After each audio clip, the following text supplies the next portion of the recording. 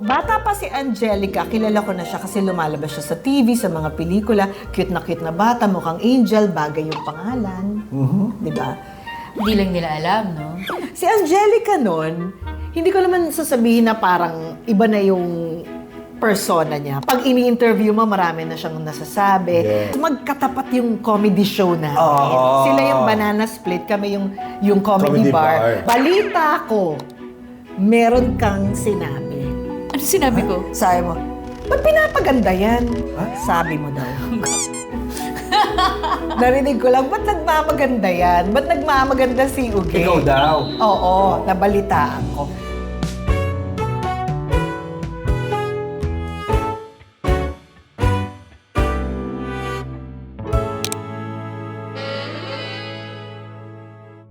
I'm so excited and thankful to the both of you, my dearest friends in this world. My two best friends, very close to my heart, Angelica Panganiban, and the common denominator, Andoy Ranay. My question now is, paano kayo nagka-connect? Well, of course, nakatrabaho na siya nung bata ako. As in 6 years old siya. Yes. Ano lang ako noon, trainee AD ni Roel Bayani. May isa akong punta sa Taong Bayan na nakita kami.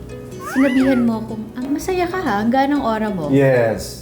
Tapos Yes. sinabi ko sa kanya na wala na kami. Nung jowa ko noon, sabi ko wala na kami direct. From that Nice. time on, Yeah. parang hindi naman din regular kami nagkikita. Pero every time we see each other sa Taong Bayan o kung saan man, It was not difficult to share. no. Oo. Sabi ko, wala na kami, ganyan. Sabi niya, oh, that's why, tara, uminom tayo.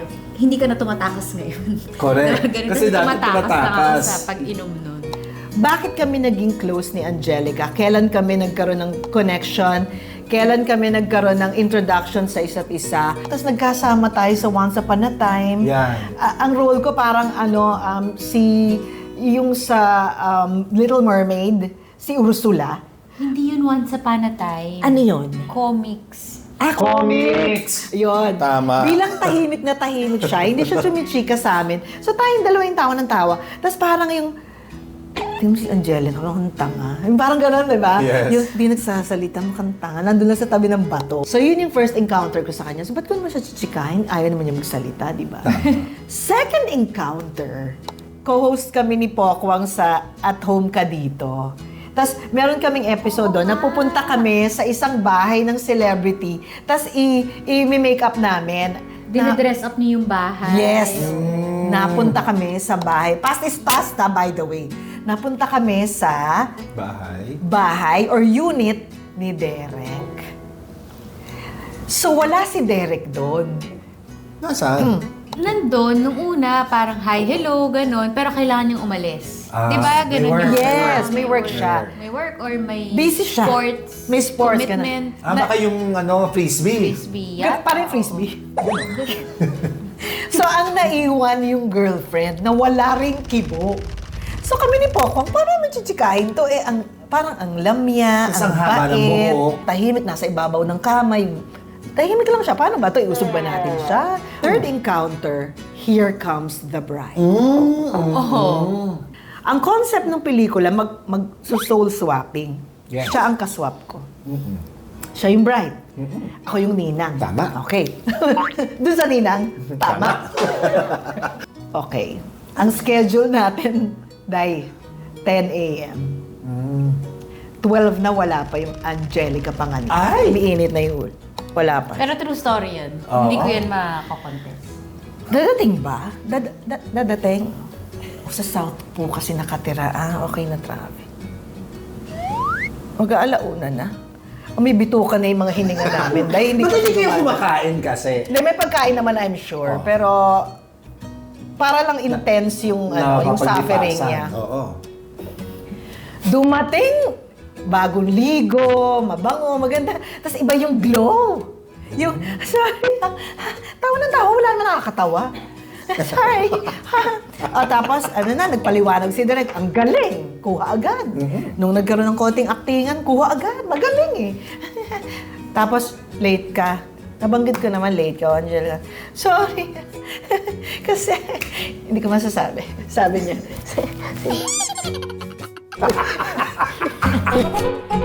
Iba na yung third encounter namin. Yes. Hanggang sa nag-shooting na kami. Pero kada eksena, wow! What an explosion of talent.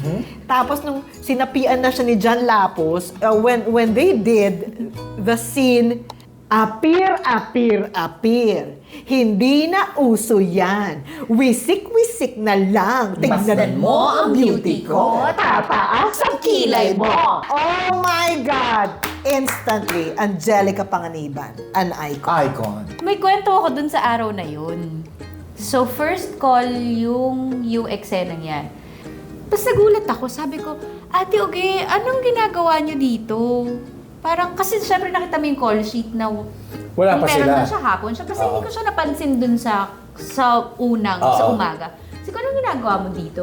Sabi, ako yung magtuturo sa'yo nung appear. Actually, Dahil tinuro mo sa akin. kasi nung binasa ko yun, parang hindi ko alam tong appear, hindi na uso yan. Pero minimemorize ko siya. Siyempre, Yes, hindi ko lang alam paano siya ipapagawa sa akin pag nasa set ka na. So, ganito yan Appear.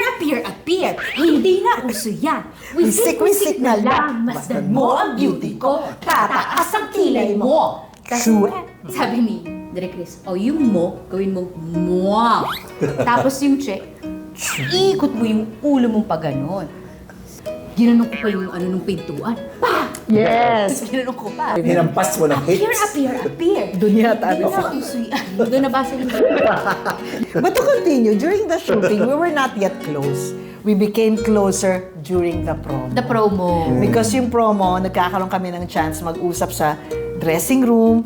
And no matter how much you do your best, if you're beside Angelica, si Angelica talaga yung magsa-stand out. That's what I observed. So, hindi lang kami naging close, nagkaroon pa kami ng something in common. Someone very, very important in my life. He is more than a friend. He is a family. He is connected to my soul. And that's you. Kasali ka pala dito? Ako pala. That's you. Kailan nangyari yung parang Close na talaga. Volleyball. Nagpupunta ka na sa bahay niya. Volleyball. Nagsimula yun nung... Nagde-date na kayo, ganun. Hindi, nagsimula yun nung nakita ko siya. Kasi pareho kaming fan ng volleyball. Tapos, volleyball. nanonood ako sa TV, finals. Ateneo Lasal. Nanonood ako, na-focus yung Angelica Panganiban. Sabi ko, paano siya nakakuha ng ticket? Napakahirap kumuha ng ticket that time. Pero sabi ko, syempre siya si Angelica Panganiban. Minessage ko siya. Oh, there! Diba? Paano ka nakakuha ng ticket? Yes, I remember. Ganun ba? Join ako sa'yo next game. Kasi first yata yun Right. Oo. So yung second game, join na tayo. Naalala ko, my God, pinuntahan din kita sa bahay mo na may elevator. Yes. Boyfriend mo Tapos pa. nag-elevator acting ka doon. Yeah, kasi nga elevator. Okay. So, boyfriend mo pa nun si JL. Rodriguez. Charot. Si JLC. Fan ako ni JLC. Ganyan. So, talagang starstruck ako sa inyong dalawa. Tapos, ang laki ng bahay mo. So, nagulat din ako nung lumipat ka sa apartment niya na hindi malaki. Alam mo yun? Tapos, hindi ako makapaniwala na, totoo? Paano nangyari yun? Yung talagang may nagbago sa'yo. Naging humbling yung yung relationship ko with them. Kasi na-expose na ako sa inyo, kila Ate Agot, kila Ate Pai. May mga projects din na ginagawa ko, tinatanggap ko. Nagkaroon din talaga ng maturity. Then, kasi nga, may isang volleyball game pa kami pinuntahan nito na parang sabi talaga nito. Kasi naman, ba't di tayo pagkakaguluhan? Naka-artista van ka. Pero hindi, pagdating pa lang nito, alam nang tatakbuhan na yung mga tao dito dahil alam na artista yung lalabas dito. Yes! Naalala mo yung nagpunta ako sa bahay mo noon, tapos dun sa Ayala. Yung may elevator. May elevator. Tapos nagchichikahan tayo, tapos yung parang wala na tayong mapagchikahan, tapos yung parang Nalungkot ka. Nalungkot akong ganon. Kasi nga, ang laki. Ang Tapos laki kami talaga. dalawa lang. Oo. Tapos yung parang, True. sabi ko, alam mo Ning, itong bahay mo, parang may heaviness eh. Punta tayo ng Taong Bayan, doon na tayo mag-eat, di ba? Oh, I Correct, see. correct. So sabi niya, oo nga, sige tara, labas tayo. Oo. So, nagtaong bayan kami. Sumaya kami, yung masaya kami. Ganun. Tapos doon namin dinidiscuss. Sabi ko, ang dami na kasing nangyari doon sa bahay mo. So parang, at saka ikaw lang mag-isa. 4 na floors. 4 ba? 5? 6. 6 na floors. Ikaw lang mag-isa. Mas marami pa yung staff mo kaysa doon sa nakatirang may-ari. So, one time, nag-travel siya, nagpunta siya ng New York. Nag-Airbnb siya. Parang 1 buwan kang wala, di ba? Mga 3 weeks naman, mga ganun. Oo, tapos nag-Airbnb siya, so meaning, siya lang mag-isa. So yun na yun, pagbalik niya, parang kaya ko nang manirahan mag-isa sa ganitong klaseng space na apartment. Parang, Nice. doon niya sinabi na, humanap ka nga dito, baka meron pang for rent or for sale na, kasi gusto ko rin yung ganito lang. Sabi ko, okay, sige, hanap kita. So, naghanap ako, ganyan. So, may mga pinakita ako sa kanya. Sabi ko talaga, hindi So, akit na ulit kami ng 3rd floor sa bahay nito. Sabi ko, titignan ko na naman yung bahay niya. Sabi ko, ito talaga yung gusto ko. Ito talaga. Sabi ko, hindi ka maaalis. Wala ka bang planong umalis? Sabi ko, saan ako pupunta? Ako yung mawawala ng bahay. Sabi ko, ikaw na lang sa Ayala. Sabi ko, ayoko ka nakalaking ko. Yung weird naman ako. Yung, bakit? Dumaan ang mga panahon. Ayun na, kailangan ko ng lumipat kasi kailangan ko ng mas malaking Malaking space. space. Ayun naman. Pero same compound. So sabi niya, akin talaga yan eh. How was the transition from being a very, very artista lifestyle to a simple, almost like a normal person? Ay, naku. Yun yung best ng buhay ko. Kaya alam mo, di ba, Tutok, nung ipapakilala na sa akin si Greg, ayoko. Oh, Kasi nga, nag-enjoy ka pa. nag-i-enjoy ako. Tsaka parang, ito na yung na-build ko. Tapos, bibigyan ko ng pagkakataon ang isang stranger na maaaring ma-fall ako, magka-inlaban kami, tapos ganun ako hindi talaga ako mapalad sa pag-ibig. So Bibigyan ko parang ng- naging jaded ka na in a way. Actually, hindi. Naging sobra akong protective sa na-build kong happiness. Ang dami kong pinagdaanan bago ko to narating. Tapos susugal na naman ako. Kaya di ba, sabi ko pag ipapakilala, ayoko na. We're talking about our friendship and how our friendship really became more deep. Now it's really deep. Why? I'm already a ninang of Angelica. Nagkatotoo yung naging ninang ako sa kasal nila ni Greg. Pero thank God, hindi nagkatotoo yung soul swapping. Hindi ako ang naka-honeymoon ni Greg. Thank God, walang eclipse. And Andoy, really, he was the most important. He had the most important role in their wedding. Bakit mo kami napili?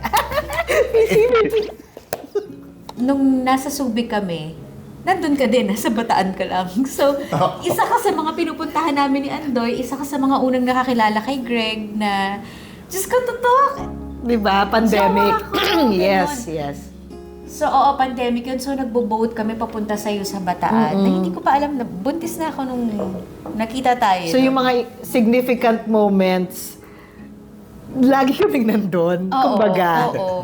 And then, napadalas na yung mga pagkikita, ganyan, Yeah, di ba? yeah. Hanggang nung nanganak ako, kayo din yung mga unang nakakita kay Amila. Yeah. Well, of course, kay Andoy, kaya kita kinuhang ninang. Si Andoy, mediator namin. Ang laki nung, ang laki nung ambag niya sa relationship namin. Since taga Manila ako and taga Subic siya, rooted ako sa buhay ko sa Maynila. Laking city ako Laking maingay ako, laking performer ako. And then, inilipat ako sa tahimik, walang tao. Hindi mo kailangang mag-perform, walang acting. Tao ka. Hindi mo kailangan magbra. Hindi mo kailangan mag-bra. Ano? Minsan, si Pilyo rin. Minsan nga ligo eh. Totoo yan. Tapir. Mag-chinelas, wala talaga pero, at some point, yung ganong klaseng change, nakakalula pa rin siya. Hanggang ngayon pagka nawawala si Andoy ng matagal, Oh. parang may imbalance akong nararamdaman na wala akong nakakausap talaga dito. May mga ganun pa din. So lagi kong, alam to ni Greg na siguro kung hindi lumipat si Andoy ng Subic, Hindi mo hindi tayo matatagalan. nagtagal. Grabe naman. So, that's for the introduction of how we are connected to each other. Yes. And Introduction this- pa lang yung isang Yes. episode na. And this shall go on forever and ever. Gusto ko lang i-take advantage tong napakagandang regalo ni Juday na yes, connected na naman sa atin. Every year nagpapadala siya nitong Advent Journal. I really appreciate it. There are candles of peace, hope, love. And ngayon, dinagdag ni Mercy, pray for your country. Ay, gusto ko yan. May pray for our country. Let's talk about 2025. It's still 2025 now, How was your 2025? I'll begin. Supposed to be, my 2025 is not my year. Hindi talaga siya pang year of the pig. Ang alam ko sa mga ganyan, sa mga, yung mga year mo ba o hindi, the more na hindi mo siya year, dapat mas lalo kang masipag. Kasi pag naging stagnant ka, mas lapitin ka ng bad energy. So yun talaga yung ginawa ko. So from the very beginning of 2025, January, February, dire-diretso, I think I finished 6 films. And I did a major thing, which is a musical. Yes. Sondheim with Lea Salonga, no less. Yes. But the most important thing is, in 2025, I was able to work with really talented ladies. Hilda Coronel, Barbie Forteza, Angeline Quinto, Lea Salonga, Angelica Panganiban. So, ako humahanga talaga ako sa mga artistang nakatrabaho ko this year, especially sa'yo. Kaya Because... may tungkil eh. Oo.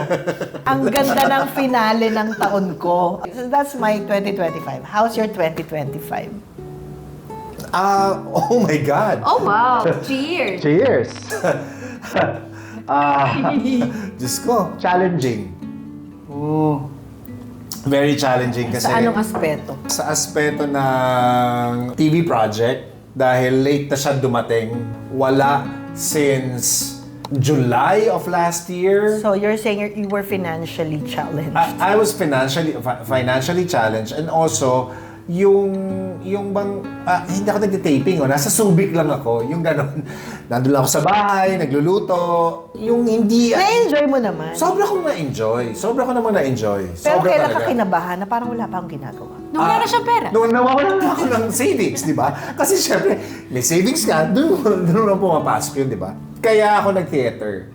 Kasi kailangan meron akong gawin na significant for me, for Gets. 2025. Gets. So ginawa ko yung Presidential Suite number 2 sa Virgin Lab Fest. And during the time na ginagawa ko yun, nagkaroon ng offer to do a play to represent the Philippines sa Monaco Theater Festival.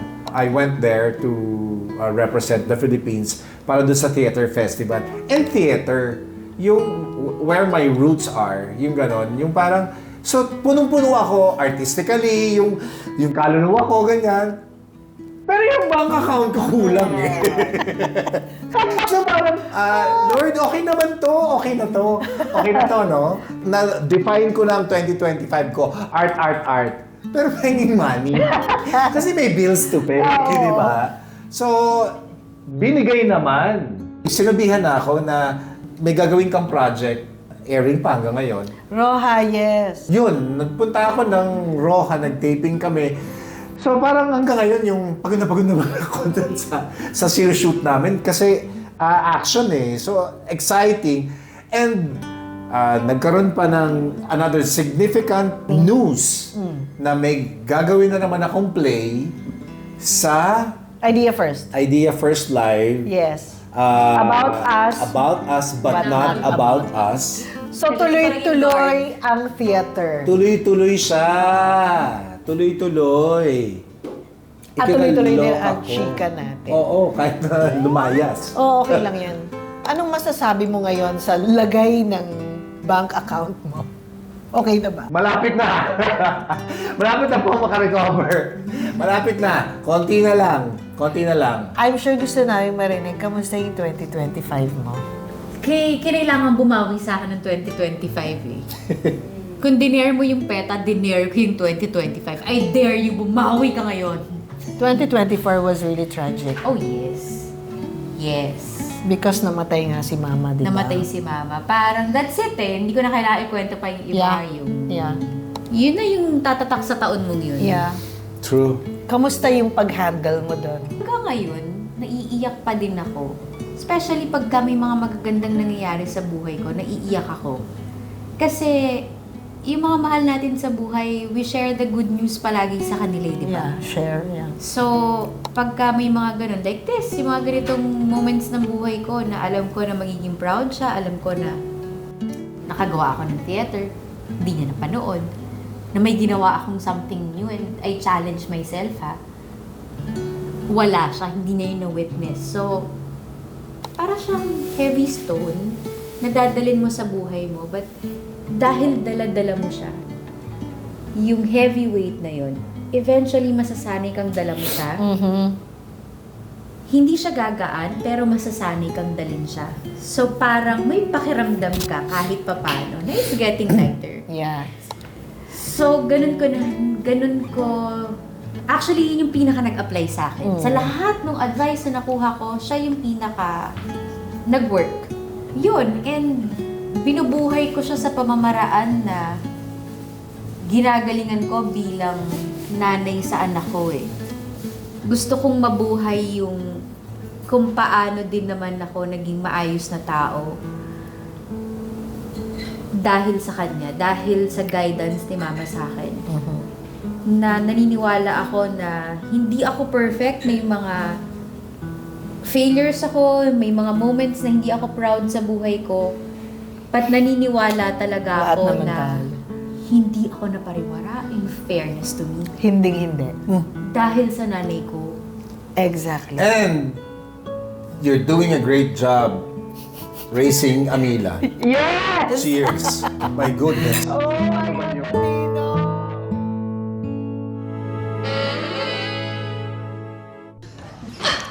Gift giving time. Ano una? Ako muna. Vlog mo to, no? Yes. Ready? This is my gift. 5, 2, 3. Ay! Ano to, USB? Iniilaw yan. Saan ko isasaksak? Sa ano? Sa... USB. Yeah, USB.